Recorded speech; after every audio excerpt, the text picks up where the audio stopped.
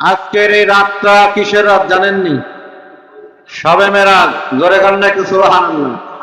আমার নবীজির মেরাজ হয়েছিল। আমার নবীজি আল্লাহর দাওয়াতে এই 7 আসমান পার হয়ে সিদরাতুল মুনতাহা পার হয়ে আরশে মুআল্লায় গিয়েছিলেন। সেই বরকতময় রজনী আজকে সকলে বলেন একটু মারহাবা। এই বরকতময় রজনীতে এই বিশ্বাস দারুল মাদ্রাসা প্রাঙ্গণে আজকের এই ওয়াজ মাহফিলে আমরা হাজির হয়ে খুশি না বেজার? চিল্লায়ে বলেন খুশি না বেজার? সুবহানাল্লাযী আসরা বিআবদিহি লাইলাম মিনাল মাসজিদিল হারাম ইলাল মাসজিদিল আকসা।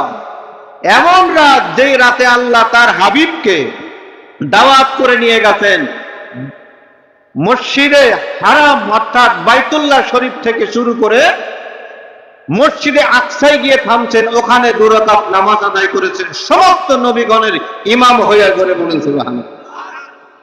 সমস্ত নবীগণের ইমাম হইয়া।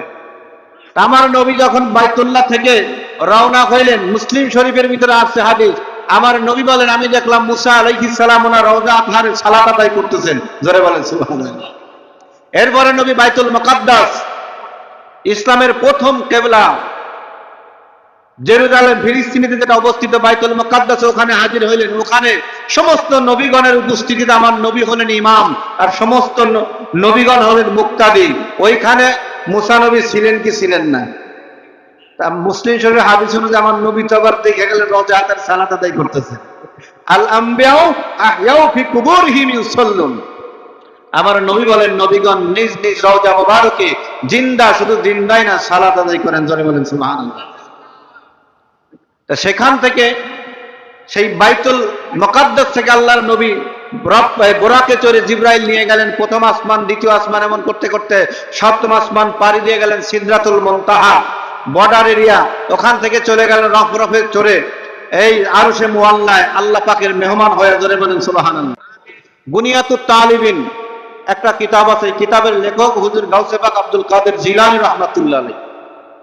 এই কিতাবের ভিতরে উনি একটা হাদিস উল্লেখ করেছেন যে কোন ব্যক্তি 100 বছর নফল নামাজ পড়ছে। কত বছর? আরো করে বলেন কত বছর? 100 বছর। এবং 100 বছর নফল রোজা রাখছে, এই লোকটার মর্যাদা আল্লাহর দরবারে আছে না নাই? জোরে বলেন আছে না নাই? আল্লাহ রসুল বলেন কোন ব্যক্তি 100 বছর নফল ইবাদত করেছে, নামাজ পড়েছে, 100 বছর নফল রোজা রেখেছে, কোন ব্যক্তি যদি এই শবে মেরাজের রাত্রিতে নামাজ পড়ে এবং দিনের বেলায় রোজা রাখে, আল্লাহ পাক তাকে ওই সমান মর্যাদা দান করেন। জোরে বলেন সুবহানাল্লাহ।